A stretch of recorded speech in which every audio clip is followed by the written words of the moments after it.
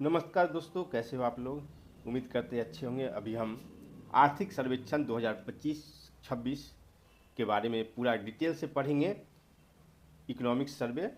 तो बने रहिएगा पूरा अंत तक।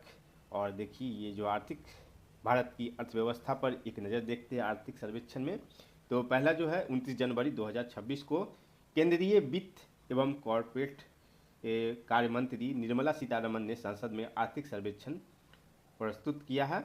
और ये जो है 16 अध्यायों का जो है, ये कितना है, 16 अध्यायों का ये बनाया गया है। कितना, तो 16 अध्याय।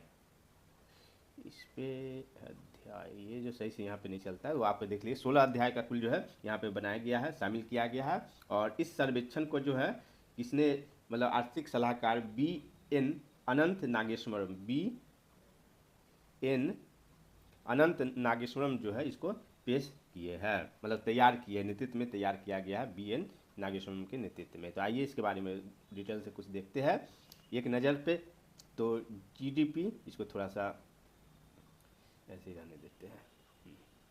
GDP वृद्धि की बात करते हैं। तो ये जो है 2025-26 में जो है अनुमानित 7.4 है, जबकि 2026-27 में अपेक्षित जो है 6.8 से 7.2 है। यहाँ पे क्या होगा, ये 2025-26 में अनुमानित GDP 7.4, ये याद रखिएगा।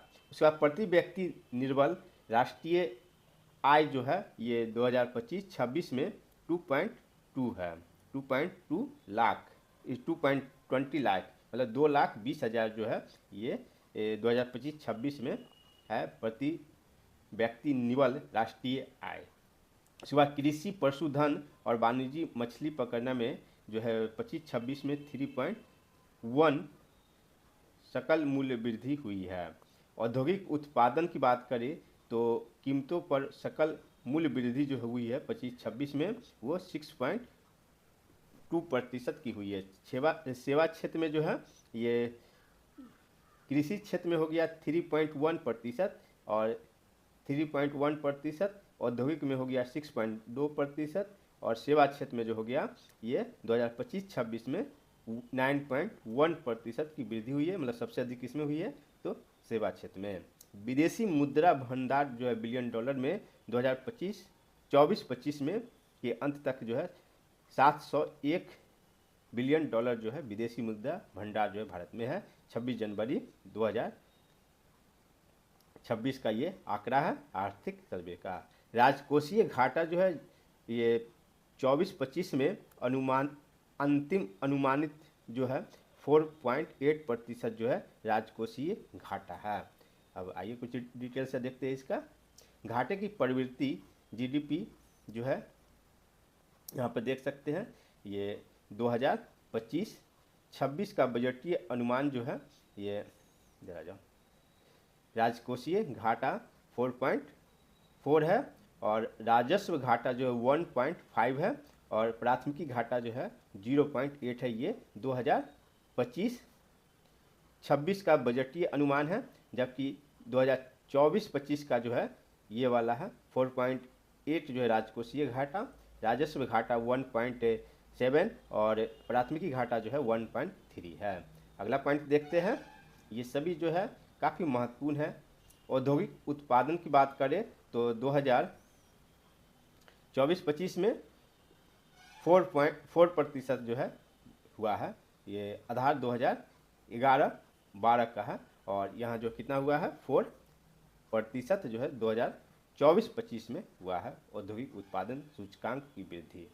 अगला देखते हैं, सेवा क्षेत्र में वृद्धि सबसे ज़्यादा सेवा क्षेत्र में हुआ था।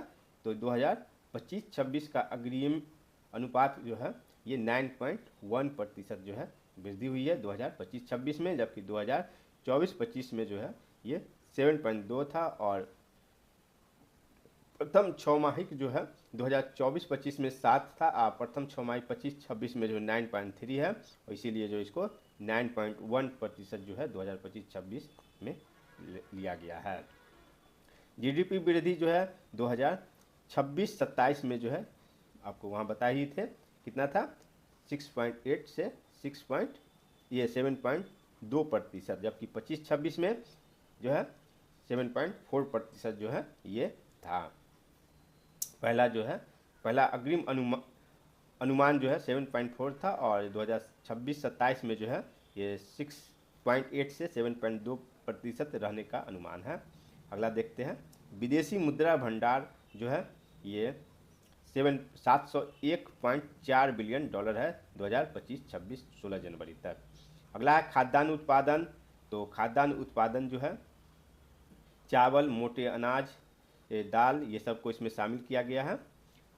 और ये जो है 2015-16 का देख सकते हैं कितना है, तो 251, और अभी जो है 2024-25 का ये 3,500 ये 357.7 जो है ये मिलियन टन में उत्पादन हुआ है 2024-25 में।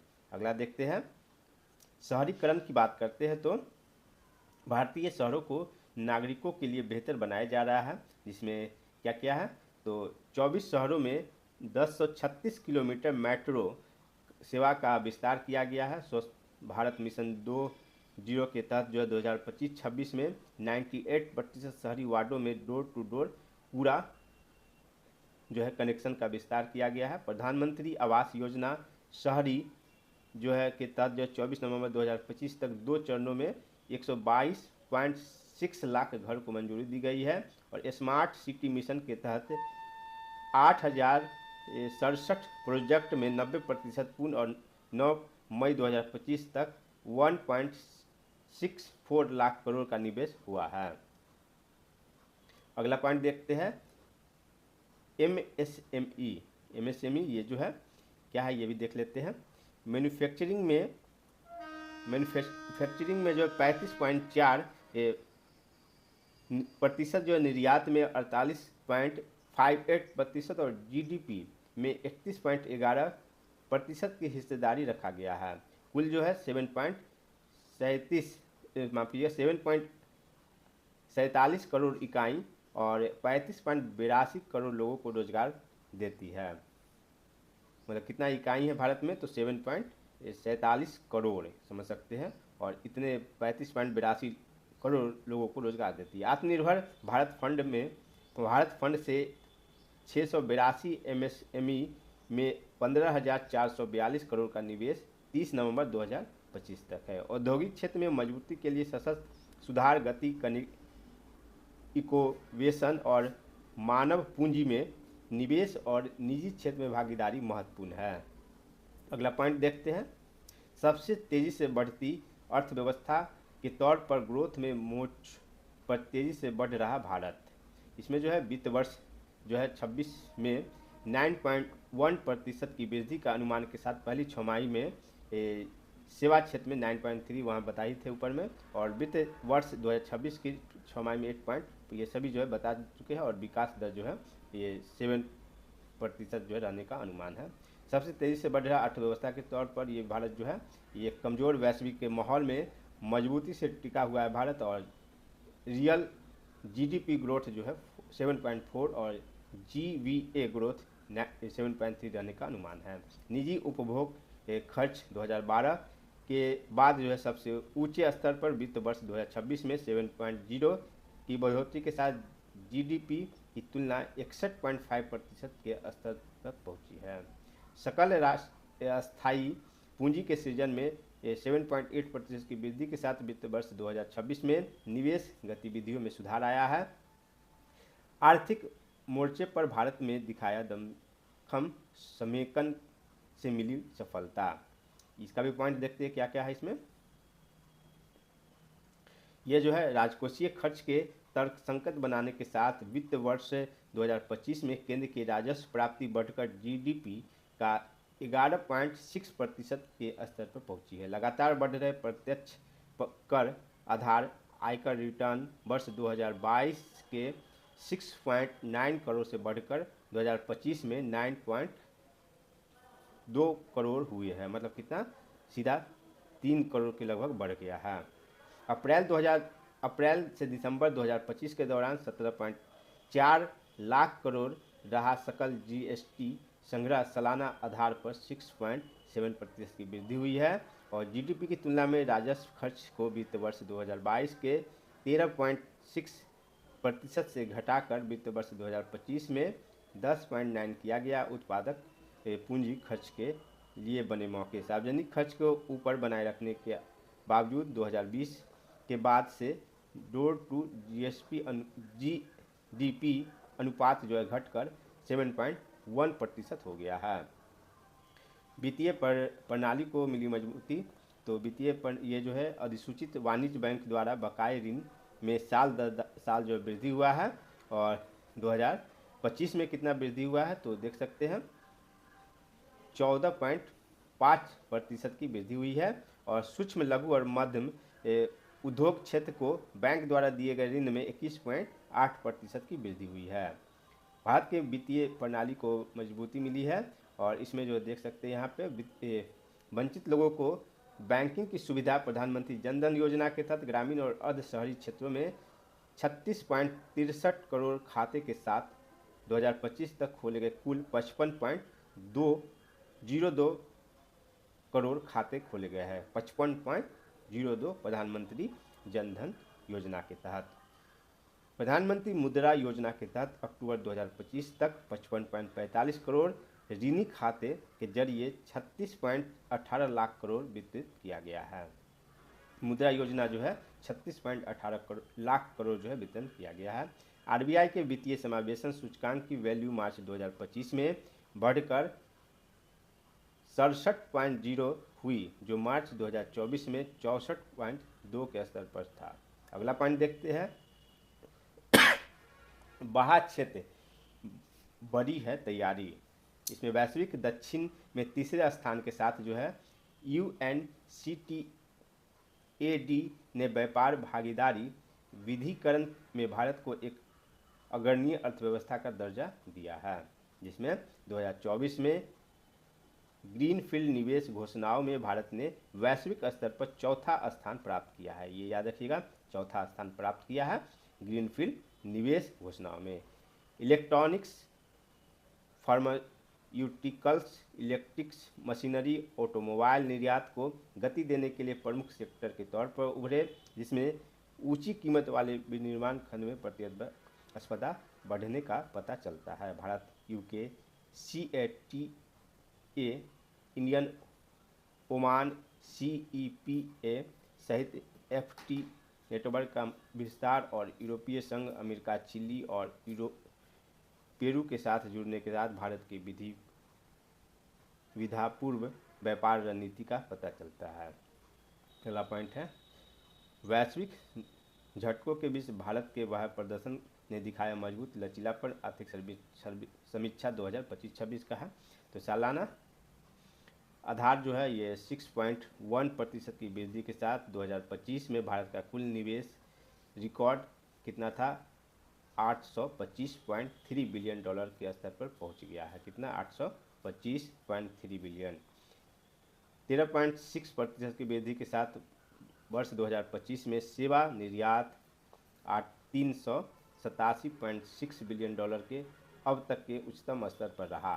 कितना 387। वित्त वर्ष 2025 में 135.4 बिलियन के अंतःप्रवाह के साथ भारत दुनिया का सबसे ज़्यादा रेमिटेंस हासिल करने वाला देश बन गया है।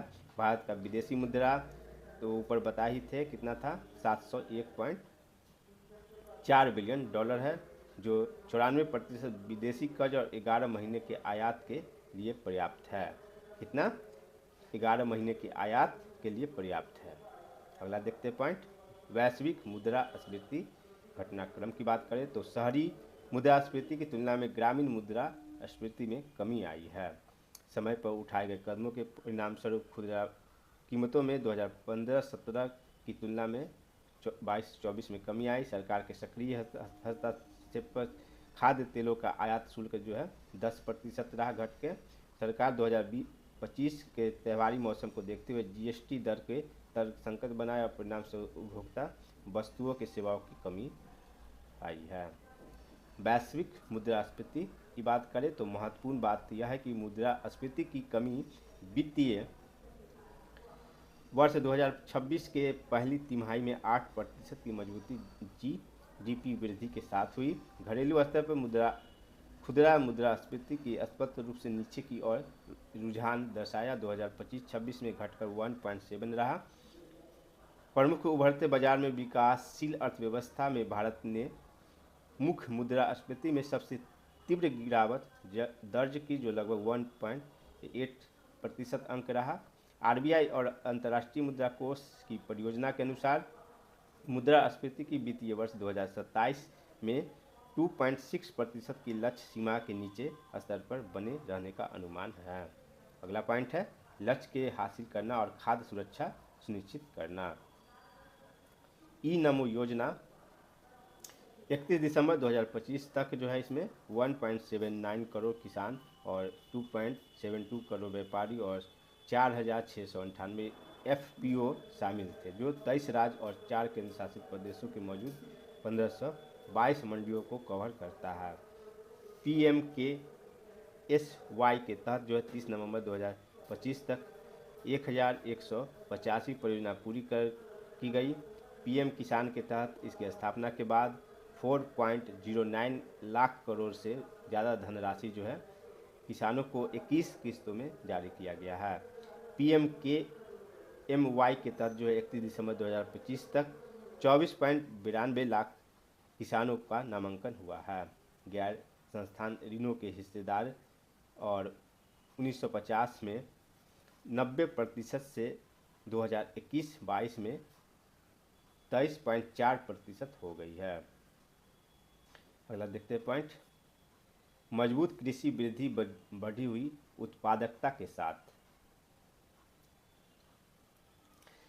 पशुपालन ये कृषि और इसके संबंधित क्षेत्र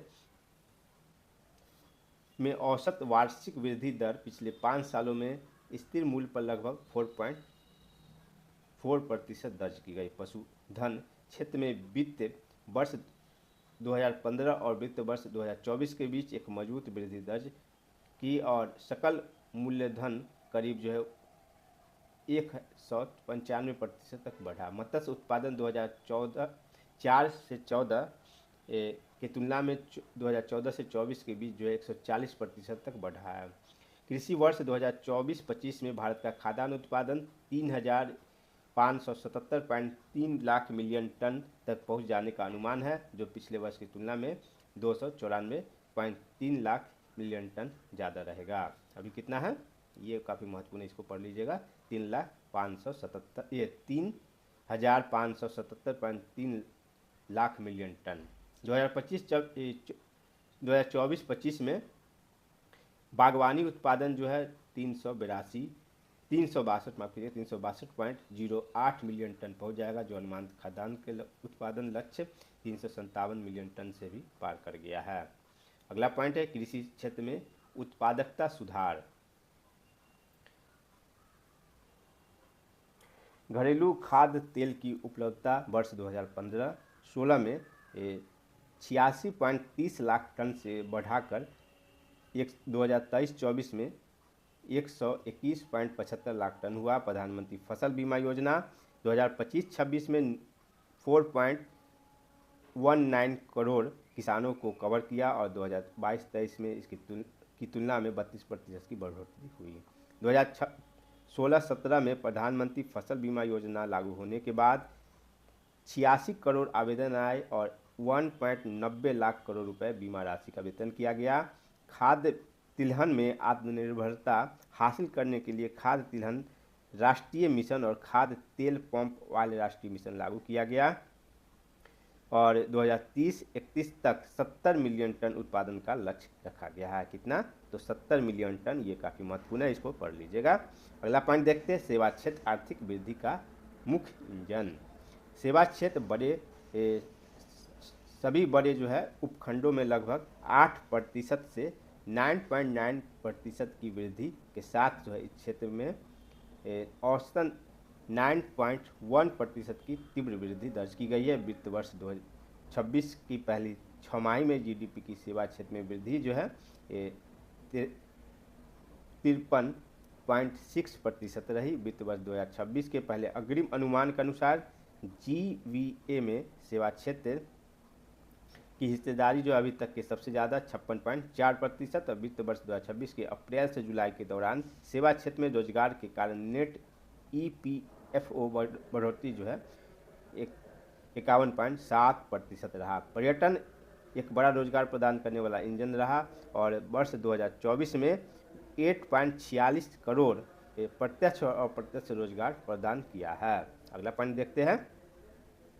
सेवा क्षेत्र आर्थिक वृद्धि का मुख्य इंजन रहा और इसमें जो है वैश्विक सेवा क्षेत्र जो है ये भारत वैश्विक सेवा क्षेत्र व्यापार में भारत का हिस्सेदारी जो है 2005 में 2% से बढ़कर जो 2024 में 4.3% हो गया है। महामारी और पूर्व अवधि ये जो है वित्तीय वर्ष 2016 से वित्त वर्ष 2020 में सेवा क्षेत्र में औसत वृद्धि दर जो है 7.6 थी, जो वित्त वर्ष 2023 से 25 में 14% हो गया है। उसके बाद है वित्त वर्ष 2023 से वित्त वर्ष 2025 के दौरान औसत पूरे प्रत्यक्ष विदेशी निवेश का 80.2% सेवा क्षेत्र में, जो महामारी पूर्व 16-20 मतलब 2016-20 में 20 के 77.7% से वृद्धि हुई है। ITES सेवा क्षेत्र में 2025 में 203 बिलियन अमेरिकी डॉलर के राजस्व के साथ आधुनिक सेवा के निर्यात एक मजबूत आधार बना है। कितना है 203 बिलियन डॉलर। भारत 2015 से 24 के बीच वाणिज्य के रूप में 34 देशों के लिए 393 विदेशी उपग्रह प्रक्षेपित किए। इसमें 433 अमेरिकी डॉलर जो है रुपया ये भारत जो है कमाया है। कितना विदेशी उपग्रह प्रक्षेपित किया है तो 393, ये याद रखिएगा। अगला पॉइंट देखते हैं। अवसंरचना कनेक्टिविटी क्षमता तथा प्रतिस्पर्धा का मतलब बढ़ावा देना और ऊर्जा क्षेत्र का विस्तार जारी है भारत में और स्थापित क्षमता में साल जो है 11.6% की वृद्धि के साथ नवंबर 2025 तक कितना हुआ है गीगावाट तो 509.74 गीगावाट हो गया है 2025 में। नवीनीकरण ऊर्जा में भारत दुनिया में तीसरे स्थान पे आ गया है। कितने स्थान पे? ये तीसरे स्थान पे आ गया है भारत। और नवंबर 2025 तक नवीनीकरण ऊर्जा में योगदान संपूर्ण ऊर्जा पैदावार में 49.83% है। जल जीवन मिशन के तहत 81% ग्रामीण परिवार को स्वच्छ जल तक पहुँच हो रही है। टेली घनत्व जो है 86.76% तक पहुँचा है और 5G सेवा 99.9 जिलों में उपलब्ध हो गया है। मतलब 100% में जो है 5G सेवा, ये 5G सेवा राइट। उसके बाद है अंतर्देशीय जल परिवहन 2024 में 18 MTM था, जो 2025 में बढ़कर 146 MTM हो गया है।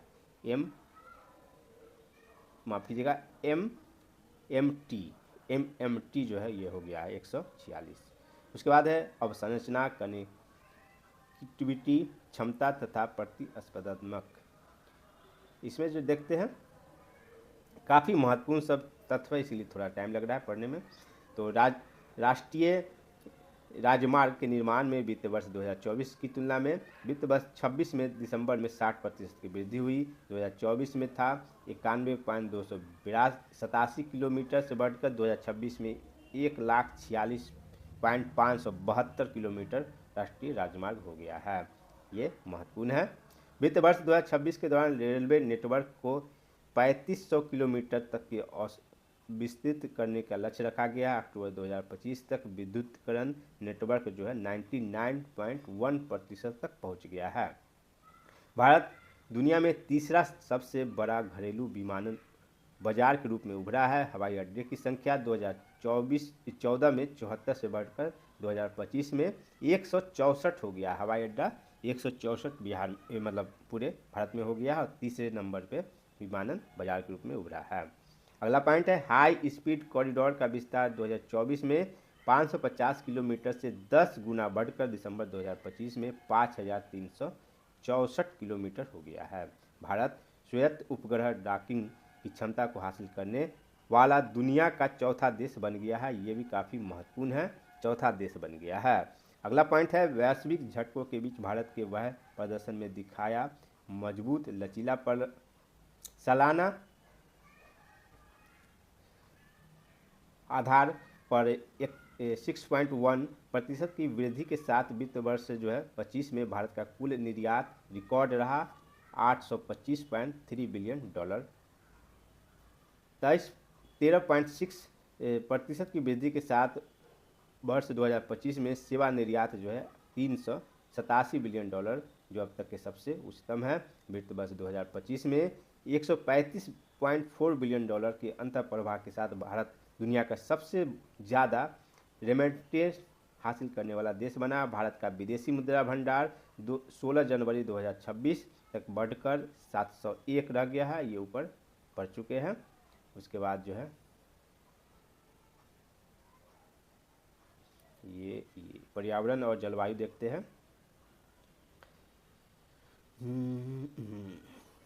भारत जलवायु रणनीति के विकास में दृष्टिकोण से अपनाया जा रहा है। मिशन लाइफ और जलवायु परिवर्तन पर स्टेट एक्शन प्लान के विकास का मॉडल के सरलता, व्यवहारिक परिवर्तन और मिटिगेशन का समावेशन कर रहा है। और इसमें ग्रीन हाइड्रोजन, न्यूक्लियर पावर जैसे अलग अलग स्रोतों से की दिशा में कदम उठा रहा है। कुल जो है ये महत्वपूर्ण है, इसको याद रखिएगा, कुल 38.61 गीगावाट नवीनीकरण ऊर्जा क्षमता स्थापित है, जिसमें 30.16 गीगावाट सोलर पावर से और 4.47 गीगावाट पवन ऊर्जा से और 0.03 गीगावाट बायो पावर और 3.24 गीगावाट हाइड्रो पावर से जो है यह है भारत में। और ये जो है 31 दिसंबर 2025 तक का डाटा है। नेशनल क्रिटिकल मिनरल मिशन और ग्लोबल पार्टनरशिप के माध्यम से दुर्लभ खनिजों पर जोर दिया जा रहा है। निवेश की गति बरकरार है भारत में, तो देखते हैं निवेश की गति। पूंजीगत व्यय जो है ये 4.2 गुना की वृद्धि हुई है और वित्त वर्ष 17-18 में जो 2.63 लाख करोड़ था वो बढ़कर 2026-27 में 11.21 लाख करोड़ रुपया हो गया है। बुनियादी ढांचा के निवेश में गैर बैंकिंग वित्तीय संस्थानों द्वारा दिए गए व्यवसायिक ऋणों में वित्त वर्ष 2020-21 की तुलना में 25-26 में 43.3% की वृद्धि हुई है। रोजगार की बात करें तो विकास इसमें भी जो है वित्त वर्ष 25 में नेशनल सर्विस पोर्टल में जो 2.8 करोड़ से अधिक रोजगार का लक्ष्य रखा गया, जो वित्त वर्ष 2026 में 2.3 करोड़ पार कर गया। ई श्रम पोर्टल पर 31 करोड़ जो है श्रमिकों का पंजीकरण हुआ। अनइनकॉर्पोरेट गैर कृषि क्षेत्र में 12.9 करोड़ व्यक्तियों को योगदान और नए श्रम संहिता कानून श्रमिकों के अधिकारों और नियोक्ताओं के व्यवसाय को आसान बनाने को सुनिश्चित करता है, जबकि इस पर जो है काफ़ी विवाद हो रहा है। वित्त वर्ष 2026 की पहली तिमाही में बेरोजगारी दर कमी देखी गई और श्रमिक शक्ति की भागीदारी स्थिर रही। अगला पॉइंट देखते हैं, कौशल के मजबूत इकोसिस्टम का निर्माण। PMNAPS के तहत जो है 43.47 लाख प्रशिक्षुओं को सेवा में शामिल किया गया। 2025 में NATS कार्यक्रम के तहत जो है 5.23 लाख प्रशिक्षुओं को सेवा में शामिल किया गया। रोजगार मेला में का जो है इस समय किया गया और AI, इंटरनेट ऑफ थिंग, नवीनीकरण ऊर्जा, ये सब में जो है पाठ्यक्रम में शामिल किया गया। अगला पॉइंट देखते हैं, ग्रामीण अर्थव्यवस्था का रूपांतर। तो ये बहुयामी गरीबी सूचकांक 2005-06 में 55.3 से घटकर 22-23 में 11.8% गरीब हो गया है, 11.8%। सामाजिक सेवा व्यय वित्त वर्ष 2022 से वित्त वर्ष 2026 तक 12% की चक्रवृद्धि वार्षिक वृद्धि दर के साथ बढ़ा है। शिक्षा संबंधी व्यय वित्त वर्ष 2022 से 26 तक में 11% की चक्रवृद्धि ब्याज वृद्धि दर तथा स्वास्थ्य संबंधी व्यय इसी अवधि के दौरान 8% की चक्रवृद्धि वार्षिक वृद्धि के साथ बढ़ा है। गरीबी दर 2011-12 में 21.9% का अनुमानित था, जो 2023-24 में घटकर 2.3% हो गया है। सामाजिक सुरक्षा प्रणालियों में से समर्थित आबादी जो है 2016 में 22% था, जो 25 में और 64.3% हो गया। ग्रामीण क्षेत्र में बेहतर पेयजल उपलब्ध कराने के लिए जो है ये 2025-26 में 99.6%। और विकसित भारत 2047 के दीर्घकालीन विजन के साथ ग्रामीण रोजगार को रेखांकित करने के लिए विकसित भारत जी राम जी अधिनियम 2025 लाया गया। इस पर काफ़ी विवाद हो रहा है।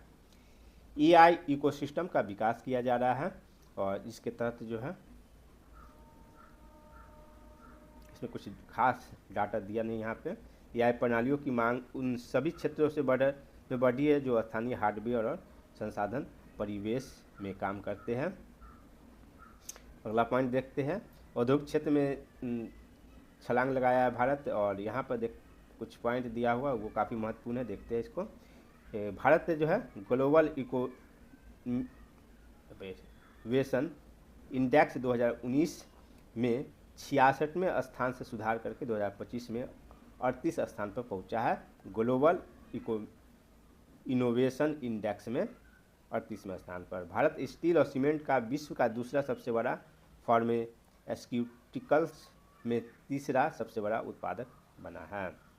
स्टील में दूसरा और सीमेंट में जो है स्टील और सीमेंट का विश्व में का दूसरा, स्टील और सीमेंट में विश्व में दूसरा सबसे बड़ा और फार्मास्यूटिकल में तीसरा सबसे बड़ा।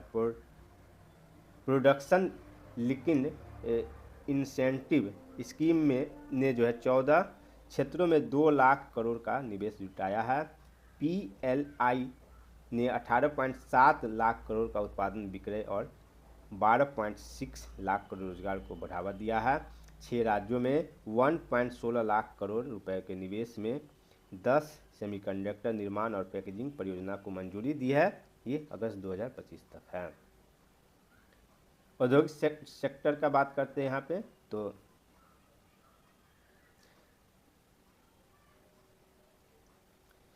7% का उछाल हुआ है जीएबी में। और वित्त वर्ष 2026 का पहले तिमाही में जो है ये 7.72 और दूसरी तिमाही में जो 9.13% की बढ़ोतरी जो रिकवरी दर्शाता है। 15 में से 25 के बीच जो ऑटोमोबाइल इंडस्ट्री के प्रोडक्शन में 33% की बढ़ोतरी हुई है। 2020 में 20 से 25 के बीच जो है गैर बैंक स्रोतों से कॉमर्शियल सेक्टर को 17.32% जो है CAGR का वित्तीय प्रभाव मिला है। भारत के मैन्युफैक्चरिंग वैल्यू का 46.3% मीडियम और हाई टेक्नोलॉजी मैन्युफैक्चरिंग शामिल हुआ है। तीसरा सबसे अधिक निर्यात वर्ग के रूप में इलेक्ट्रिकल उभरा। वित्त वर्ष 2015 से मोबाइल निर्यात 30 गुना बढ़ा है। अगला पॉइंट देखते हैं। MSME भारत की औद्योगिक अर्थव्यवस्था की रीढ़ जो है, ये मैन्युफैक्चरिंग में जो है 35.4% जो है निर्यात में और 48.58% और GDP में 31.1% की हिस्सेदारी रखता है। MSME कुल जो है 7.47 करोड़ इकाई अभी है। और आत्मनिर्भर भारत फंड से जो है इतना 682 MSME में 15,442 करोड़ का निवेश मिला है। अगला देखते हैं, मजबूत होगा शिक्षा की गुणवत्ता। ये काफ़ी महत्वपूर्ण है, शिक्षा को लेकर इसमें बात किया गया है, थोड़ा सा यहाँ पे देख लेते हैं।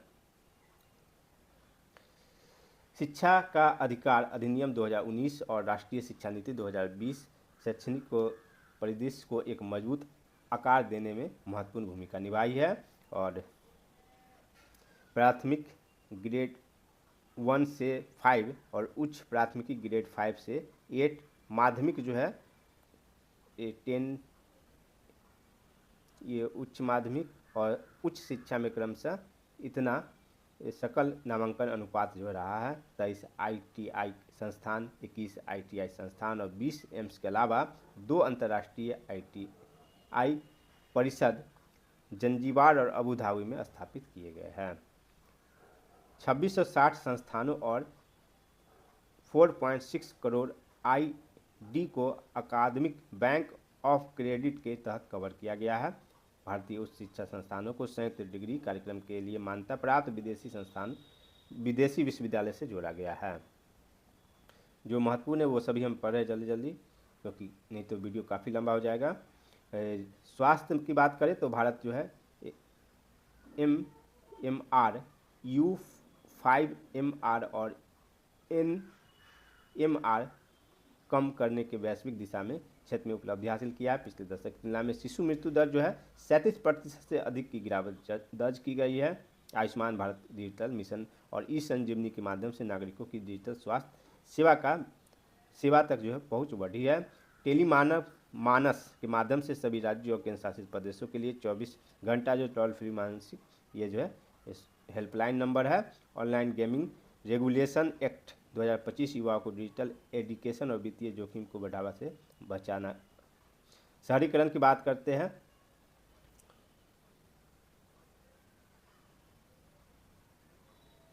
थोड़ा सा बड़ा करते हैं।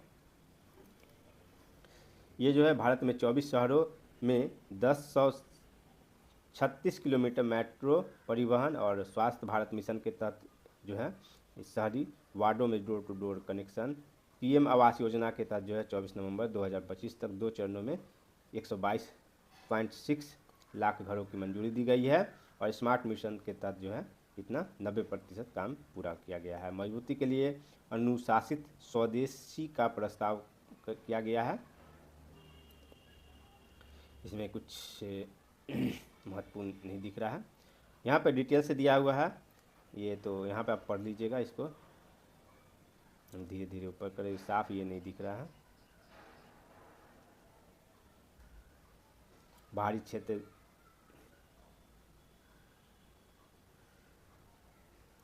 प्रमुख बातें हैं 7.4% की वृद्धि। भारत की प्रमुख वृद्धि का अनुमान है वो 7%, 11.6% तक की राजस्व वृद्धि।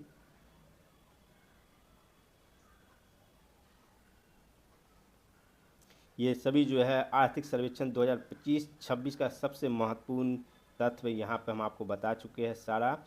तो इससे अलावा कहीं और पढ़ने की आपको ज़रूरत नहीं है। अगर आप किसी भी एग्ज़ाम की तैयारी कर रहे हैं तो यहाँ पे आप देख सकते हैं, सारा डिटेल यहाँ पे दिया हुआ है। तो कैसा लगा वीडियो आप हमें कमेंट करके बताएंगे और कुछ सुधार करने की ज़रूरत है तो वो भी कमेंट करेंगे। तो मिलते हैं अगले वीडियो में, तब तक अगर अच्छा लगे वीडियो तो लाइक करें, सब्सक्राइब करें, शेयर करें। धन्यवाद। एग्ज़ाम अड्डा आपकी सेवा में हरदम हाजिर है।